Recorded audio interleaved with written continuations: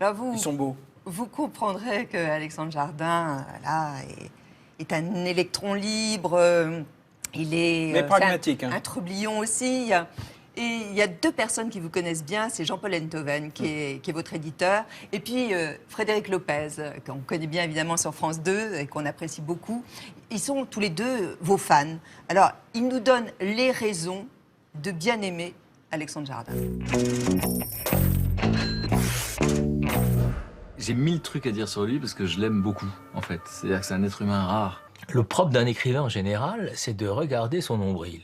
Et tout d'un coup, lui, il regarde le cœur des autres. C'est quand même pas banal. Il est très très intelligent, très drôle, très enthousiaste, très protecteur, très attentionné aux autres. C'est quelqu'un qui aime aimer. C'est quelqu'un qui aime admirer. Moi, par exemple, il me prête des vertus que je n'ai absolument pas. Il m'a envoyé sans doute les plus beaux SMS qu'on m'a jamais envoyés dans ma vie. Comme ça. Juste comme ça. Il dit plein de choses que la pudeur m'empêche de dire, mais donc je crois que c'est quelqu'un qui vous connecte au réel. Il ne s'embarrasse pas de faux semblants.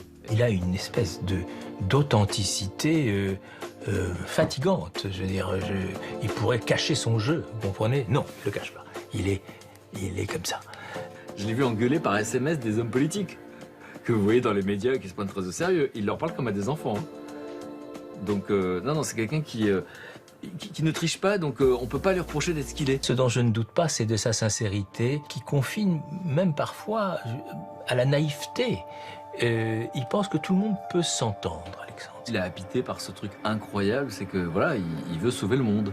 Je le soupçonne d'avoir un syndrome qui s'appelle le syndrome messianique. C'est ça qui le fait rire, c'est ça qui le fait bondir hors de son lit le matin, rendre l'improbable possible. Je le vois, il est en surchauffe permanente. Je dis, pose-toi, pose-toi. T'as pas besoin de faire tout ça pour qu'on t'aime, je te promets. Bon, je le vanne, mais en même temps, je suis content qu'il fasse tout ça. Et parfois, j'ai un peu peur pour lui. J'espère qu'il va pas y laisser des plumes, voilà. Et je veux savoir, quand est-ce que tu te reposes? Quand est-ce que c'est la dernière fois, Catherine, je vous laisse lui demander, quand est-ce que c'est la dernière fois que tu t'es reposé, Alexandre? Je pose la question, alors Frédéric, quand est-ce que... Allez, répondez. J'ai du mal. Vous avez du mal. J'ai du mal à me reposer. Pourquoi? Parce que vous culpez.